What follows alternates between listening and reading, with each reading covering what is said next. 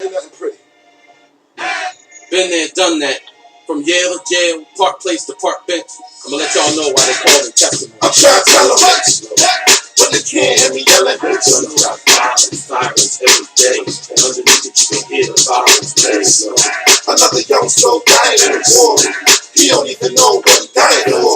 Violence, sirens every How many funerals you going through this summer, man?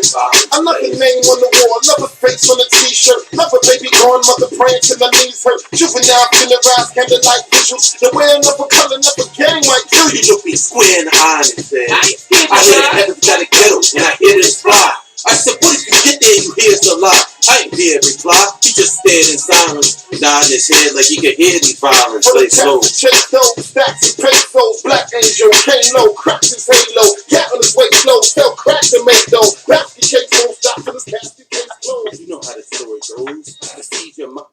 Okay. Hi, I'm Harold Bell, and this is the Legends of Inside Sports and the Way We Were. Today's show, I'm going to title, What's the Beef? What is the beef? What is going on in our community? You know, I just don't understand how we are dying in our streets every day here in the DMV. I'm talking about the District, Maryland, and Virginia, my hometown, Washington, D.C. Why is there so much hate, envy, and jealousy in our community? Why is it that we don't want to see others succeed? Now today, they buried Nipsey Hustle straight out of Crenshaw in L.A. Another young brother bites the dust. And what do? Do we go back and say, hey, that's business as usual? Well, I'm going to have my buddy and my partner to discuss several of these issues that are going down in our community. And I'm talking about a young man that is a graduate of Gwen Park High School. Outstanding musician, has his own group, Cortland Experience. Been on the road doing some things, charitable things out there in the community. You can see him on the really Black Men in America, which is ranked number 6 out of 50 most read black websites on the web. Ranked 60 out of 50 of the most read black websites on the internet. So without further ado, I would like to welcome my partner, Mr. Christopher Johnson. How you doing, Chris? I'm good. Thanks for having me back as always. Hey, man, thanks for taking time out on this. Man, this is some heavy stuff that we got going on in our community. You know, they had Nipsey Hussle's memorial service, funeral at the Staples Center in L.A. today. Did you get a chance to check any of that out, Chris? Yeah, I saw some of the coverage, even though I didn't want to drown in the coverage. As you know, it's everywhere, but I think it's good. We need to remember the guy, and like you said, there's so many other problems going on. It's easy to talk about him and remember him in hindsight, but it's even harder to pick up his legacy where he left off and try to build those things and continue the fight that he was, fighting. Well, today's show, I was inspired by the life and times of Nipsey Hussle, and of course the life and times of yours truly, me, Harold Bell. It looks like, you know, we just lost a young soul who's out there trying to make his community better than what he found it. You know, he changed his whole life around. And it's so difficult, man, when you lose young people like that. And for an old guy like myself who've been in the war zones for almost, well, over 50 years, man, it's just sad that he had to die so young. And I'm in overtime. I know I'm in overtime. But I am very disturbed because we don't seem to have our priorities in order, Chris. You know, for example, this show was also inspired by an attempt to shut down and turn off the go-go music at 7th and Florida Avenue Northwest here in Washington, D.C. Now, that corner is a landmark for the music, for go-go music. You know, hundreds of people showed up for the protest, you know, and they didn't like what was going on. And we talking about 95% of these folks being black folks. They shut that whole corner down right there at 7th and Florida Avenue. In the meantime, you know, I'm trying to figure out, man, where are our priorities? Here we got the thugs and the cops are shooting up our neighborhoods, and we are still looking for love in all the wrong places. Now, if these folks will take that same energy that they went up there to protest, them wanting to turn the music off, the go-go music off. You know, these folks coming in our community saying they don't want that loud music out there. I wish they would take that same energy, Chris, and go down to the city council chambers and protest some of that crooked, stealing hustlers that we got going on. We got going down there. I don't remember seeing these folks at a place when there was a time to say, hey, no, we don't want this police chief. No, we don't want this guy on the council who's been stealing money and using the council to his advantage ever since he's been here. They give him a slap on the wrist. They looking out for each other. That is where they need to be carrying that energy and bringing about change, Chris. I mean, they're going back to burning down our churches now. They burned down 3 churches down there in Louisiana. And black historical colleges are slowly closing. It does not look good, Chris. Yeah, I think it's like you said, people need to keep their eyes on the ball right now, and it's really, yeah, it's priorities. It's everybody's priorities. It's also awareness. It's easy to identify that problem because I think the gentrification issue has just boiled over, and people, saw go-go. That's the hill they're willing to die on, but at the same time, there's so much violence and so many other things that need to be addressed if we can mobilize in that same way that we did to protect go-go. And as a musician from the DMV, I'm all for it. And I think, the T-Mobile was correct in the decision they made. They know that's a fight that they don't want to fight. So at the same time, yeah, we need that same type of structure and passion and organization for issues that might not be as in your face or sexy on the surface, because those are the ones that are really doing the most damage to the community. Like I said, slowly, defunding, HBCUs and things like that, and just the systematic corruption in our politicians. Yeah, we don't. It's not looking good, man. It really isn't, man. Then you turn on television and you see where this white guy, he done burned down 3 churches, man. 3 churches. They're going back to the same.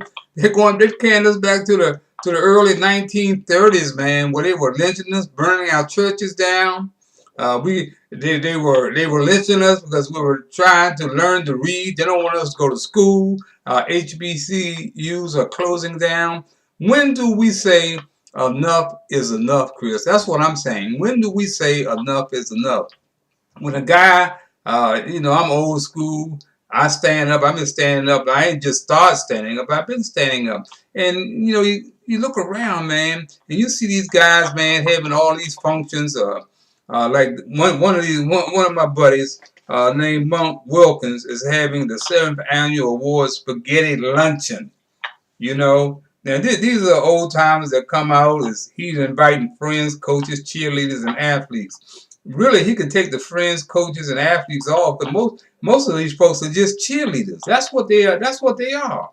I don't see them at any of the functions where you can be protesting not closing our high school down. Like they allow Spingarn to close down. But he's doing the 7th annual spaghetti luncheon, giving out awards. This is something I've been doing for years. And you know what they do, Chris? They all follow behind me. Now, he wants to give an award to my wife, Hattie. He don't want to give an award to me. Somebody said, Harold, what is wrong with him? I said, man, it's that same envy and jealousy. He don't want to upset Dave Bing. That's what it is. I mean, Dave Bing is, I guess, is his daddy. Dave Bing has not followed through like most of these guys are coming back in the community. He did come back somewhat. But when you don't come back to help your own high school coach out, who you said is responsible for you becoming one of the 50 greatest players in the game, for you becoming mayor of Detroit. But you don't come back to help your own coach out. And then when you show up, you want to put him in a mausoleum. Like, hey man, where were you when he needed some help? Let him smell the flowers while he can. So when these guys get us, Harold Bell is just angry. I'm angry at people like Dave Bing and John Thompson, Sugar Ray Leonard, Kathy, all these folks forget who they are and where they came from, man. So that's all I'm saying, man. When do we get our priorities in order? Because I think, Chris, we're looking for love in all the wrong places. Yeah, most definitely. Like I said, it's about keeping your eye on the ball, and like especially in the Trump era, that's hard to do because there's so much, headlines and outrage and faux outrage and all the distractions that are going to throw out that they're going to have you try to focus on the wrong things. The media and what they're focused on. So the key is just keeping your eye on the ball on the issues that really matter. I'm trying to stay organized, like what you said before. What we need is unity, and to not be trying to look for acceptance from just like Hollywood and things like that, but really try to make a difference systematically in the culture. Yeah, Chris, we still up on Facebook, styling and profiling. Instead of carrying some of these important issues up there and bringing people together, bringing us together, man, and getting away from all this envy and jealousy that's going on, man. Be able to stand up, man, because I really believe that the truth will set you free. I mean, it's been a lot of people don't really want to hear the truth. As long as it's about somebody else, they want to hear it. But once they hear it about themselves, Chris, they go the other way. They run from the truth. And I think that's one of the things that is stunning the growth of our community, man, is that we are not being upfront with each other, And but what can we say? What can we do? You just mentioned President Trump and Mueller. I mean, that's turned into another circus now. The Democrats are teed off because they want to see the whole report, and I think they should see the whole report. We all should see the whole report, unless there's some classified information in there that's going to harm our country. That's another thing. But let the politicians make that decision, not this guy Barr who's there at, of course, because Trump wanted him there. That's Trump's man. So how can we take his word? Let everybody see it, Republicans and Democrats, and then let those lawmakers decide what should the public see, because we all need to see that. It took 2 years to put that together, Chris, and now we're wondering what the hell is going on. Yeah, I agree that definitely for just public transparency and government transparency, that the report should be released in full. Everyone should be able to see,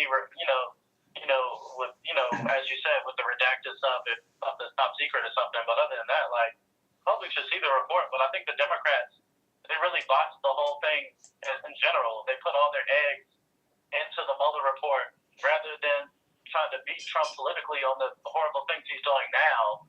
They're trying to litigate why they lost the election because they still can't seem to get their head around that Hillary was a terrible candidate that ran a terrible campaign, and that Donald Trump's not a Russian spy or Manchurian candidate that was sent here to beat Hillary Clinton. She just lost to a clown, and like they have to be able to stomach that to be able to move forward. So I think, as Donald Trump, I'm sure he's guilty of plenty of crimes, but I don't think being a Russian spy was one of them. Yeah. And I think all their eggs in that basket, and now it gives Trump legitimacy when he says that it's a witch hunt and it's partisan. Even though he's got his guy, like you said, Barr there, who's just one of his cheerleaders and his hacks, but Trump has no shame. He feels no hypocrisy. He'll do whatever it takes, and he's way more ruthless than the Democrats politically. Yeah, I agree.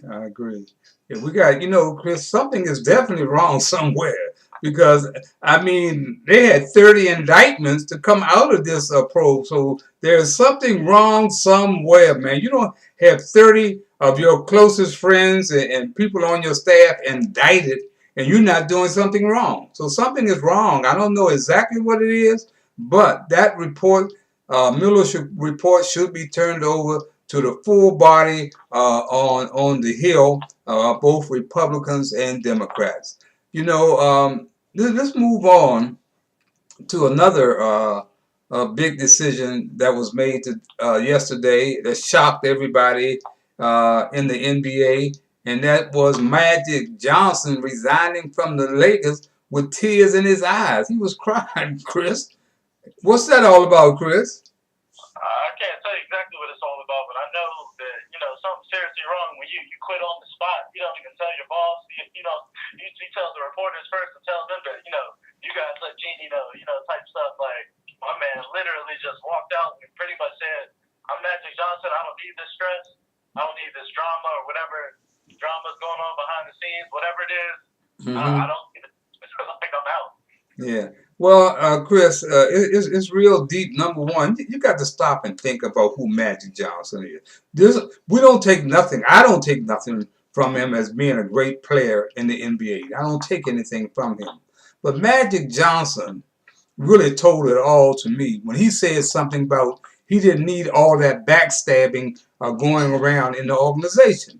Now, the Lakers doesn't have a big front office staff. You know what I mean? So you're talking about putting your hands on a handful of people that you claim were backstabbing you. You understand? Now, evidently he's thin-skinned, and he didn't have time or enough respect for a lady that he calls like a sister to him and that he loves. He didn't call her and let her know first, give her a heads up. But it dawned on me that when he said about the backstabbers, which runs is a mode of operation in our community, there are plenty of backstabbers all around us. But here was a guy who failed as the president of basketball operations for the LA Lakers.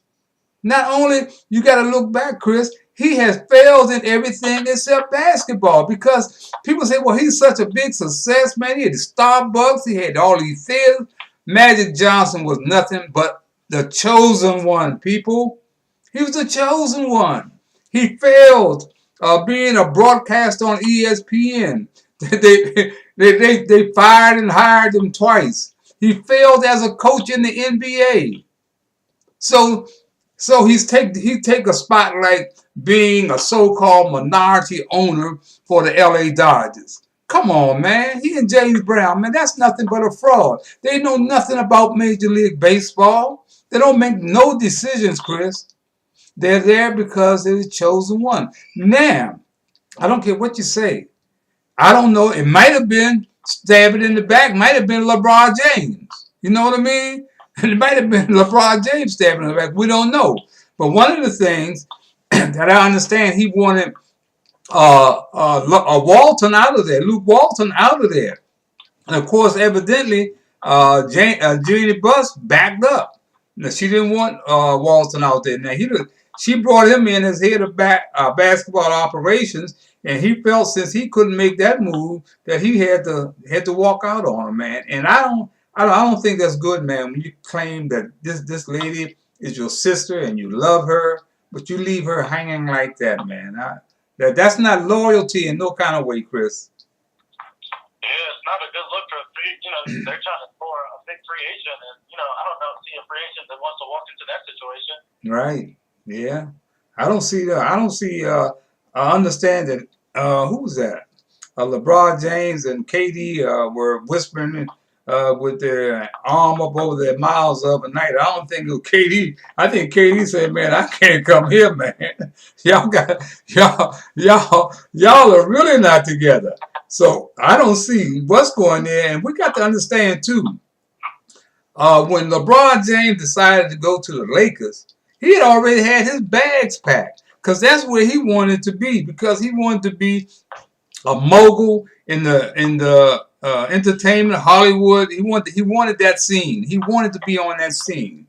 And then that also gives his son, who's an outstanding basketball player, the platform that he needs to move on to the next level. So LeBron James went there knowing exactly what he wanted to do, and So now, where do we go from here? Where are the Lakers, Chris? Or do they blow up the whole roster, or what, Chris? I really don't know where they go from here because they've lost the young players have lost trust in the organization from all being put on the trade block for Anthony Davis. LeBron James is getting older.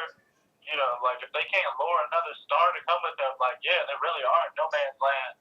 I think the Clippers are a better destination for KD or Kawhi or something like that. Yeah. They're set up much better. They've got a great coach in place.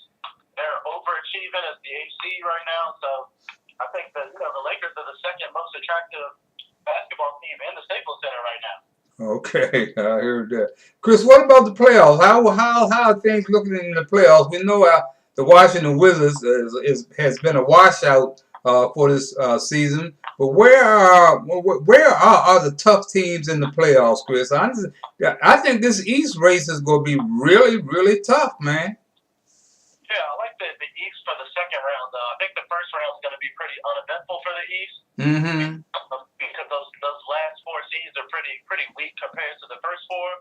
But once we get to that second round, when we get to Philly, Boston, Milwaukee, and we start really getting up there, then with the better teams in the conference, then we're really going to be talking. And Toronto, of course.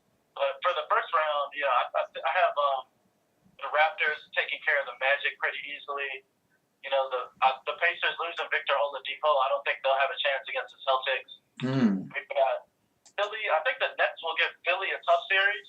Right. The Nets, they're underrated. That's a tough team. And Philly's trying to get their chemistry together, but ultimately, I think Philly will outlast them in that series with their overall talent. And where's the last matchup I have for the East? Oh, it's Milwaukee and Detroit. I think Milwaukee will sweep Detroit. I think so too. Yeah, I think so too. Yeah, Blake Griffin's had a great season, but he's pretty much all they have. Mm-hmm. And then on the West, I think things are really, really interesting on the West side, though. We've got some really interesting first-round matchups on the Western Conference. The 1-8, we got the Clippers and the Warriors. I think that's the only matchup that won't be competitive. I think the Warriors will cruise past the Clippers just for the sheer difference in talent. Mm-hmm. The talent level's not there. The Clippers have overachieved, though. I think they set themselves up to land a Kawhi Leonard or somebody, but for this season, I think this is as far as they go. Golden State in 4. And then we've got another interesting matchup with the Nuggets playing the Spurs. We've got experience versus youth, with the Nuggets being the second seed. But the Spurs, I don't think anyone's going to count on Popovich. They've got LaMarcus Aldridge, DeMar DeRozan. So a lot of people are picking the 7th seed to upset the Nuggets. What do you think about that one? Yeah, I think so. You never can count Pop out. I think really that he has overachieved this past season. I mean, he came back from the loss of his wife, who died during the regular season last year. But he's bounced back and looked like, hey man, he's made it known, man. We're going to be a force to be reckoned with, and I like Pop's chances of going maybe deep in the playoffs. But you never can count him out. One other NBA note before we move out of here is that, Ernie Grunfeld is gone from the Washington Wizards. And it doesn't look like it was one of those messy divorces. And why do I say that? Because it looks like I just saw the other night Tab Scott, who was Ernie Grunfeld's right-hand man, he's still there. So evidently they wanted Ernie out of there, period, and gave Tab Scott a pass, So that right there tells me, man, that it's a messy divorce, and Ernie Grunfeld is somewhere, of course, sitting around pissed off at everybody. Chris, the Masters Golf tournament started today in Augusta, Georgia. And 2 young boys are in the lead. One is 25 years old, the other is 20 years old. They are tied for the lead. And Phil Mickelson, old timer, is 1 stroke behind. And I think Tiger is like 4 or 5 strokes off the lead. So it should be some interesting golf out there in the next few days. That Tiger, everybody seems to want Tiger and Mickelson to win this thing. So we'll see if the young boys will allow that. So that's going to be interesting. Got Yeah, anything to say on that? yeah, definitely should be something to watch. You're gonna need some fresh blood in that sport to revitalize it. You know, everyone's always gonna be looking at Tiger to see what he's doing and to see if he can regain some of that greatness. You know, since it's gone, it's not like I think because of the injuries, it's definitely hurt him. But you know, that's a game you can play for a long time. So you know, Mm-hmm. there's always that hope in the back of people's mind that Tiger can maybe recapture some of that greatness and some of that dominance that he had back in the day. Right, right. Well, it should be interesting. They're sure enough pulling for him. Tiger can do no wrong, and if it's between him and Mickelson coming down, they would love to see that matchup going into the final day. But I think we got some tough young boys out there now that really could care less about Tiger and Phil. And like I said, it's something that I'm going to be watching this weekend to see what happens. You know, someone once said, man, life is a bitch and then you die. Time and place is still a mystery, man. But we are dying at record rates, Chris. And I hate to get back on it, but that's the real deal, man. And I'm going back to our kids again. I'm still thinking about that 10-year-old girl that was shot and killed in a shootout up there on Clay Terrace. You know, and these type of shootouts are taking place all around our city, man, all around our community over in Northeast Washington, man.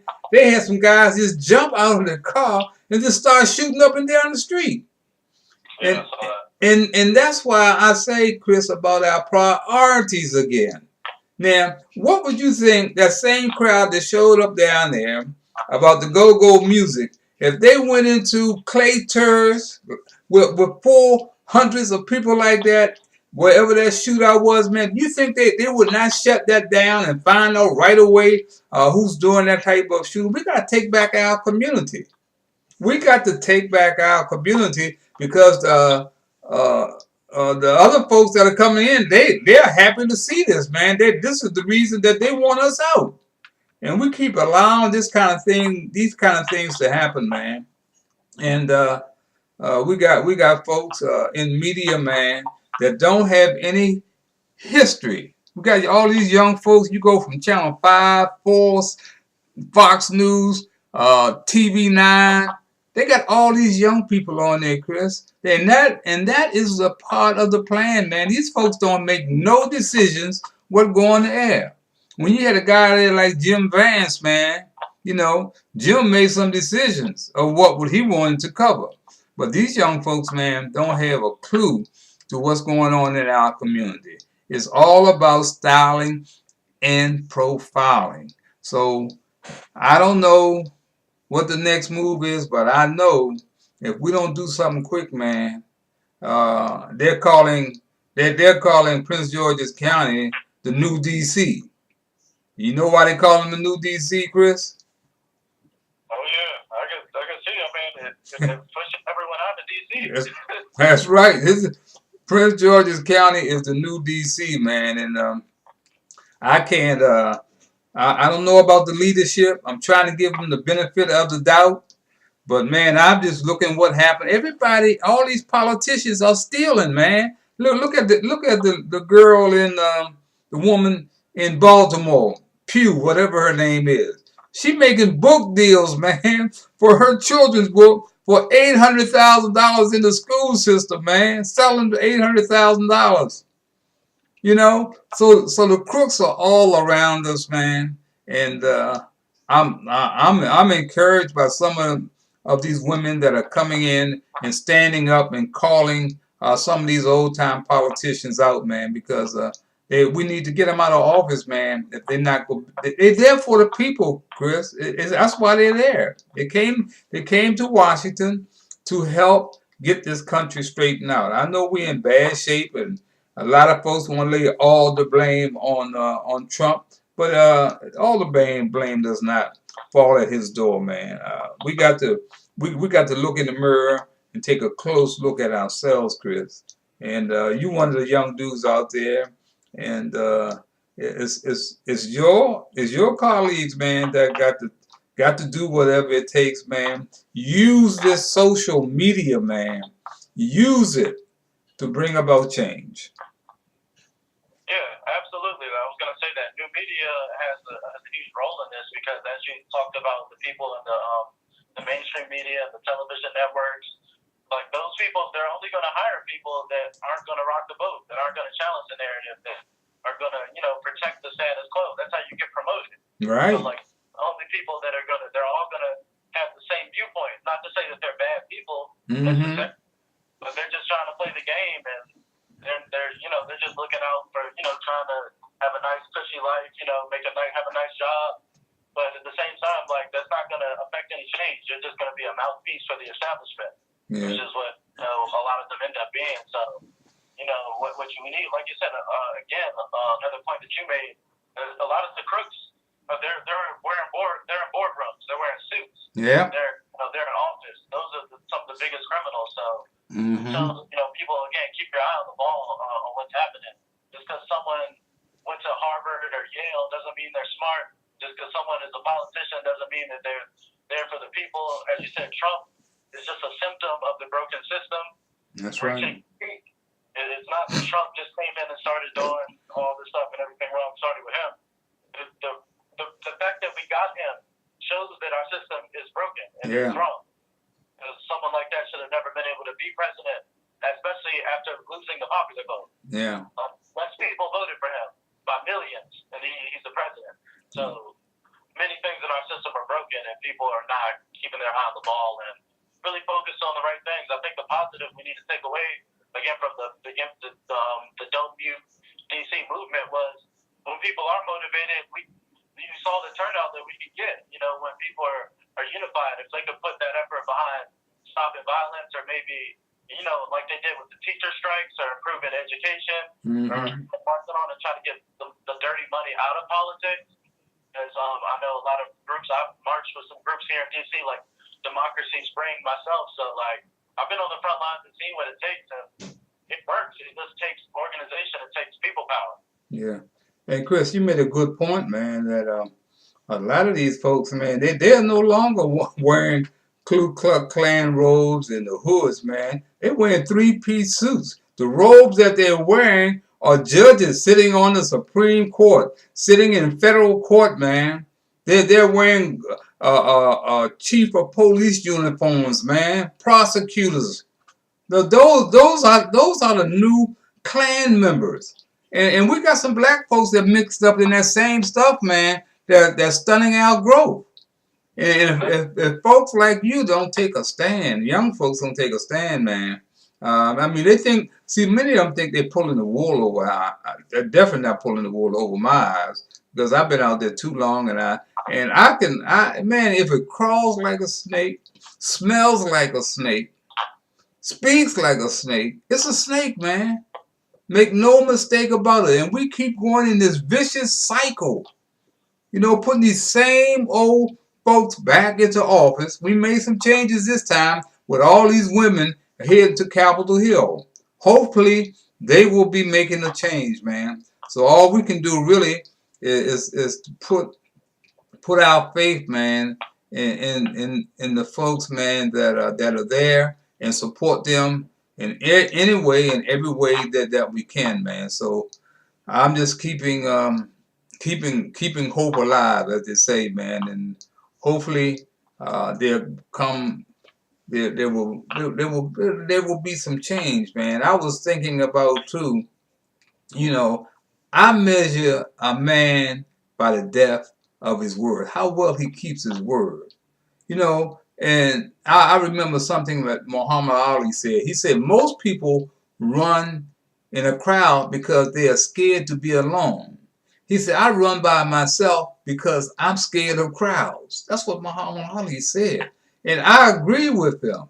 You're running with these crowds. You can't keep being a follower. You got to be a leader, man. Somewhere in your life as an adult, you got to take charge and be a leader. I mean, here, I'm a guy, Chris, I never was on FM radio. If I was there, I might have been there for about 2 minutes. But my whole platform was run from AM radio. And just look what I was able to accomplish. I was able to get two brothers who were blackballed into their Hall of Fame by using my AM platform. I'm talking about Willie Wood of the NFL. I'm talking about Earl Lloyd of the NBA. You know, I became a pioneer in radio and television sports talk shows. I became Washingtonian of the Year. I was able to get Jim Brown out of jail, JoJo Hunter, Bernard Levi, all from a platform of AM radio. Now we got the whole social media, man. You got Twitter, Instagram, Facebook, YouTube, all these avenues to get the word out. You know, and when your dad told me 2 weeks ago that Black Men in America.com had moved from 14th place in the top 50 black websites to number 6 among black websites, and that I was the number 1 blogger on Black Men in America. So our word is still being heard if you use it properly. I'm known all over the world now, not just DC or New York or Maryland. I'm known all over the world because of social media. And Chris, as you know, I still haven't used it and gotten as much mileage out of it as I should. But my little space that I have, I've been able to make a difference, man. So I can leave here today or tomorrow, and don't nobody owe me a thing, man. And what I'm saying to you, man, use this and your peers, use it for all it's worth, man. Use it for all it's worth. Don't let them cut us off. They're trying to cut us off. I guess you know that, don't you, Chris? Yeah, like I say, you just gotta, like I say, use the tools available to us. Like, new media has changed the game. Yeah. It's taking the power away from a lot of those corporations, those broadcast networks. So, like I say, it's giving the power to the people. And it's giving the market more of a decision to, more of a say in what they like, rather than the record companies and TV stations. Now you can reach directly to a consumer and do what they think, or politicians connect directly to their constituents. Mm-hmm. Things like that. It's the future. And the internet won. Regardless of if you try to fight it or you try to, like, the internet won. It's already undefeated. Right. Well, Chris, we got to get out of here. And I want to say once again, congratulations to my homeboy right behind me, Marvin Gaye. As you know, there's a new stamp with his photo on there. You know, Washington, native Washingtonian, one of the good human beings that come out of this town. And they get ready to bring his story. I think it's down at the National Theater May 1st, and I plan on hoping to go to see that because I missed the last Marvin Gaye play that they had. But I'm gonna go make this. Chris, thanks so much, man, for taking time out to be here on the Legends of Inside Sports and the way we were. And I want to go like I always say it, man. I know white privilege is out there, but so is black on black racism. And that's what makes it so difficult because we don't like each other. That's our problem. So I'm saying until next time, remember that every black face you see is not your brother and every white face is not your enemy.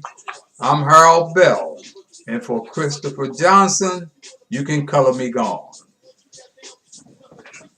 You gotta make that decision. Change your division. Could play extra innings. Might even hit a home run. Put a 4-1-0 to the Trey 01. Cats think they samurai the way they show gun. And I seen what these violence to the streets can do.